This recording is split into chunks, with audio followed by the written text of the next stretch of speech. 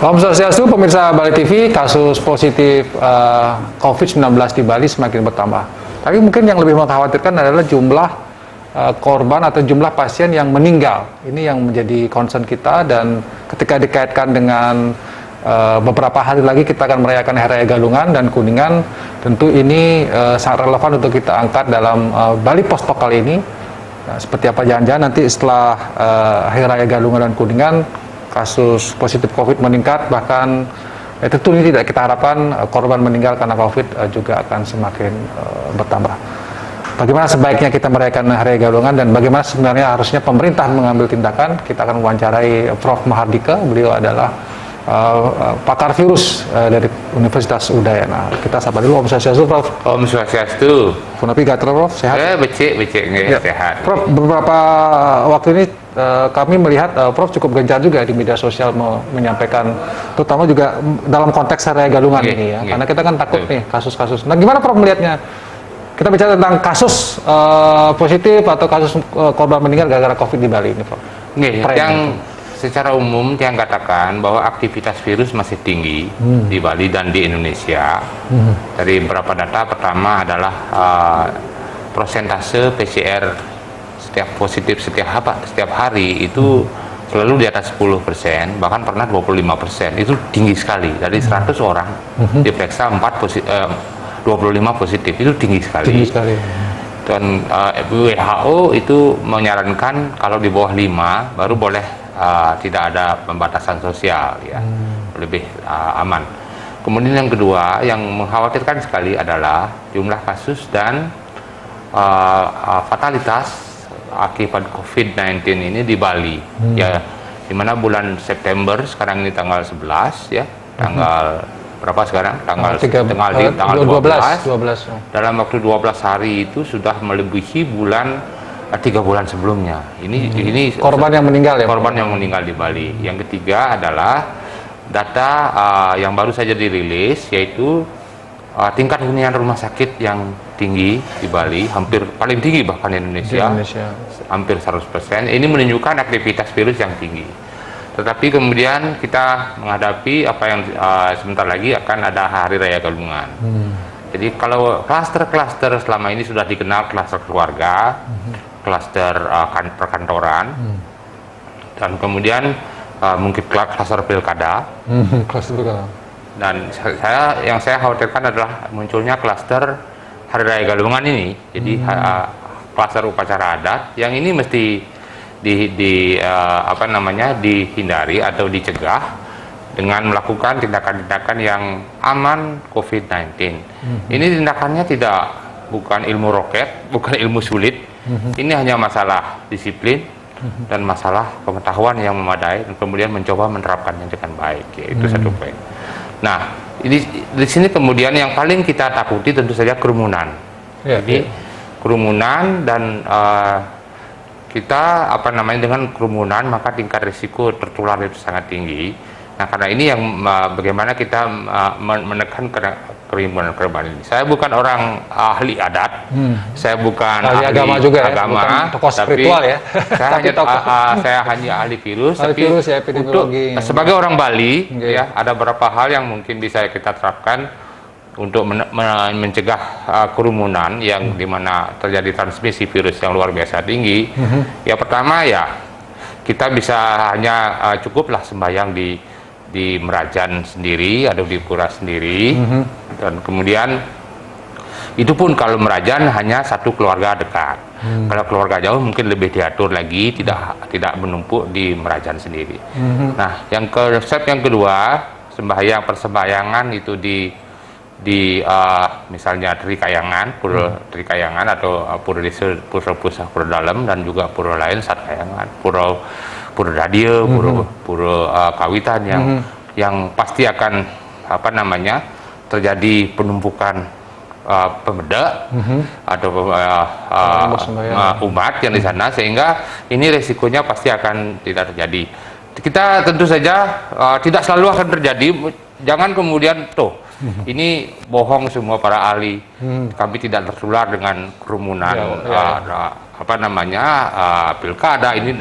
jangan, kalau tidak tertular itu syukuri. Syukuri ya. Tapi resikonya pasti akan tinggi. Ini yang mungkin bisa disampaikan ke masyarakat bahwa kita bisa lakukan tetap Hari Raya Galungan, hikmat Hari Raya Galungan kita merayakan kemenangan, kemudian mensyukuri apa yang kita berikan selama ini, tetapi kemudian menekan risiko tetap harus menekan ya. COVID-19 itu lebih dengan sangat ketat dan disiplin. Artinya itu. dalam bahasa yang lebih sederhana adalah bagaimana kita merayakan Galungan di masa pandemi ini jangan sama dengan merayakan Galungan ketika tidak ada pandemi. Itu intinya. Oh iya pasti. Ya, yang paling utama adalah menghindari kerumunan itu ya. Sebetulnya konsep sendiri kan Galungan itu kan bukan berarti harus berkerumun sebetulnya. Kan sebenarnya konsepnya kan itu di sana adalah merayakan kemenangan Dharma melawan Adharma dengan bersyukur, mengaturkan puja-puji dan persembahan kepada Tuhan Yang Maha Esa, Ida Sang Hyang Widi Wasi, Betara Betari, kan itu konsep benarnya,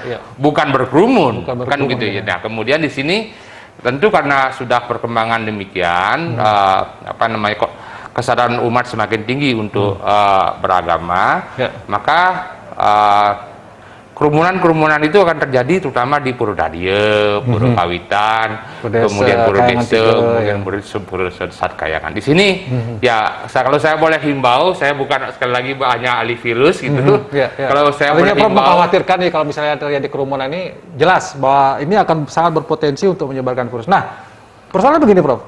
Apakah perlu ada himbauan, bukan himbauan ya, pertegas lagi mungkin dari otoritas, pemerintah, mungkin PHDI, mungkin Majelis Desa Adat, karena selama ini kan kita belum melihat nih ada upaya itu. Apakah perlu ada penegasan? Oh, saya melihat perlu, ya saya melihat Majelis Desa Adat atau barangkali desa adat masing-masing kepada desa adat masing-masing. Intinya adalah mengurangi kemungkinan kerumunan pada saat persembahyangan.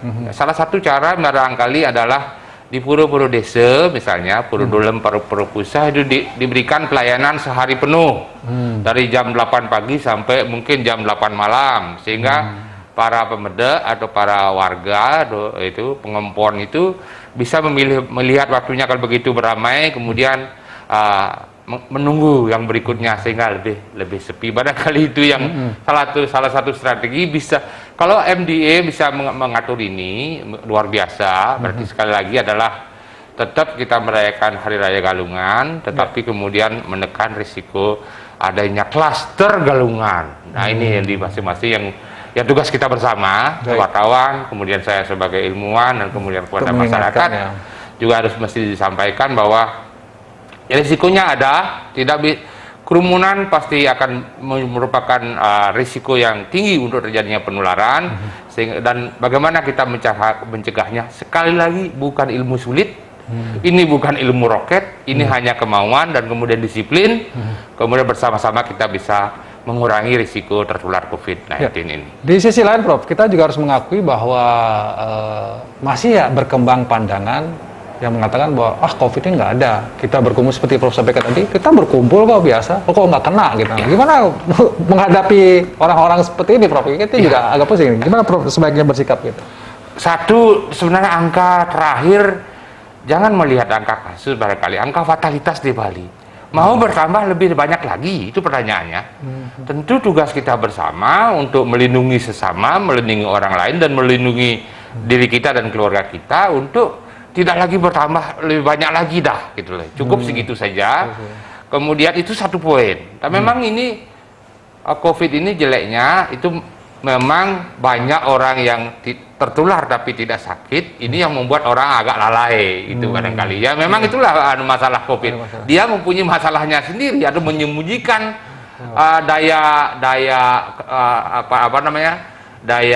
fatalitasnya dengan jumlah yang menjadi tertular dan sakit berat itu sangat sedikit dibandingkan yang gejala ringan dan OTG. Ya, Prof, ada yang mengatakan juga begini, kasus sekarang hampir 150 orang per hari ya rata-rata ya. Dan ini konon kabarnya seperti barat Gunung Es.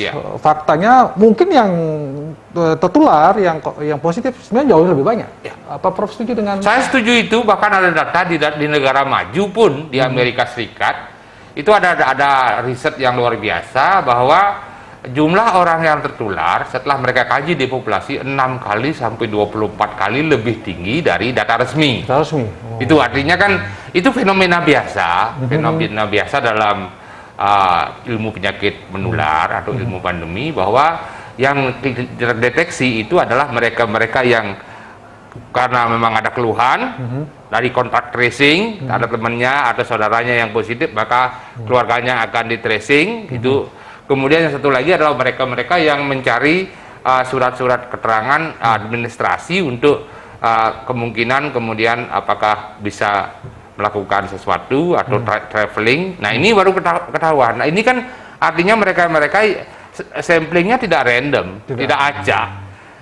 Banyak sekali orang yang tidak melakukan seperti itu, tidak menunjukkan gejala klinis, ya tidak akan pernah direkam.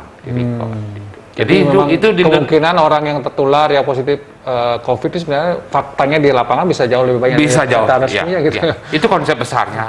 Karena memang dari teorinya memang begitu ya. Juga selalu begitu. Baik, Bu, kalau kita melihat sekarang apa yang mesti dilakukan pemerintah? Sepertinya pemerintah ini ya pusat, pemerintah daerah kok sepertinya adem ayem gitu ya. Kasusnya meningkat tajam. Ayo, ya sudah. Beda dengan sebelumnya yang sangat reaktif gitu. Ya. Sekarang tidak reaktif. Nah, gimana kalau Prof melihat ini? Ya, kalau saya masih ingat perjumpaan kita dari bulan Maret atau ya, kita sudah 3 kali berkali-kali. Artinya ya sebetulnya Bali, terutama Bali ini sudah dikasih waktu ide sampun ngicen waktu luar biasa lama. Maret, April, Mei, Juni jumlah kasus sedikit, jumlah fatalitas tidak banyak. Itu tapi kemudian adalah persiapan. Sebenarnya saya selalu dari awal persiapkan rumah sakit kalau terjadi pasien membludak. Itu sudah dari awal. Ini tidak dilakukan ya, Prof ya. Sayang sekali nampaknya tidak ada penambahan fasilitas kesehatan yang signifikan gitu yang ya. signifikan tidak ada perencanaan. Selalu saya bilang direncanakan di masing-masing kabupaten di mana nanti kalau ada pasien-pasien yang OTG atau ringan di mana dirawat, biar tidak perlu harus rumah sakit. Bila perlu menyewa hotel, saya ingat sekali bulan Maret bahasa saya menyewa hotel, sehingga ini juga pendapatan bagi yang punya hotel dalam musim kering ini. Itu sehingga tapi kemudian rumah sakit tidak menjadi over atau berlebihan. Itu satu. Tapi apa yang dilakukan oleh pemerintah, saya kira satu poin adalah saya dalam berbagai forum menyampaikan ini mungkin harus pertimbangkan untuk tutup lagi sementara Bali. Tutup lockdown ya? Iya. Nah, kemudian sambil kita mengembangkan sistem yang memungkinkan kita membuka menutup suatu daerah kita itu tanpa ada resistensi masyarakat. Jadi masyarakat bersedia, karena beberapa negara yang berhasil menekan kasus ini mempunyai konsep buka tutup itu sesuai dengan perkembangan kasus. Kasus meningkat langsung ditutup, begitu menurun langsung dibuka. Terus menerus begitu sehingga resikonya penyebarannya sangat terkendali. Nah, itu yang saya harapkan. Lockdown, siapkan tapi dengan benar, bantu warga yang memang tidak membutuhkan. Peran desa adat yang paling besar, pemerintah sebagai penyedia logistik, kemudian samping kita mau mengembangkan sistem, kalau nanti ke depan terjadi peningkatan kasus lagi, kita segera lockdown, tidak perlu harus menunggu beberapa minggu. Kemudian begitu kasus menurun kita buka kembali lagi. Itu satu-satunya sementara ini yang berlaku di seluruh dunia untuk menekan kasus infeksi ini. Tapi yang terlalu penting adalah segera lakukan upaya bagaimana meningkatkan kapasitas rumah sakit ya, Prof. Saya kira itu karena fatalitas itu karena satu orang terlambat datang, jadi mungkin hari ke-7 kita juga sakit, biasa demam, paling di rumah tidur, kemudian minum obat, beli sendiri, kemudian hari ke-5, hari ke-6 tidak sembuh, baru ke dokter, sudah lewat biasanya, jadi akan cenderung ganas. Jadi ini kesadaran masyarakat juga, kalau memang zaman COVID ini, kalau merasa diri beresiko, apalagi gejala-gejalanya yang paling khas itu yang disebut dengan anosmia, jadi tidak mampu lagi mengecap, bau harum atau rasa makanan tidak terasa lagi, itu paling spesifik untuk COVID ini. Kalau itu sudah terjadi, jangan tunggu hari ke-6 ke-7, jadi harus segera ke rumah sakit, periksakan diri, sehingga diberikan penanganan sedini mungkin. Ini juga yang harus diberikan kepada masyarakat. Baik, terima kasih Prof. Mahardika atas statement masukannya dan Mudah-mudahan ini didengar oleh pemerintah, Iya. dan terutama juga oleh masyarakat. Nggih. Masyarakat dalam merayakan Hari Raya Galungan, mohon berhati-hati, tetap menjaga, jangan sampai ada kerumunan, tetap pakai masker, cuci tangan, kemanapun Anda pergi, harus tetap waspada. Jangan menyepedekan ya Prof ya. Jangan. Jadi ini dari pakar virus yang mengatakan, ini virus ini ada gitu ya.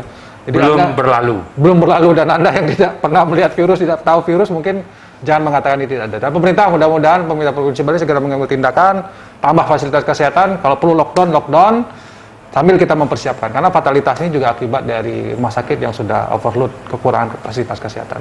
Demikian balik Post Talk kali ini, saya ucapkan terima kasih atas perhatian Anda, mudah-mudahan bisa bermanfaat, dan saya ucapkan selamat Hari Raya Galungan dan Kuningan. Saya tutup dengan Parama Santi. Om Santi, Santi, Santi, Santi Om.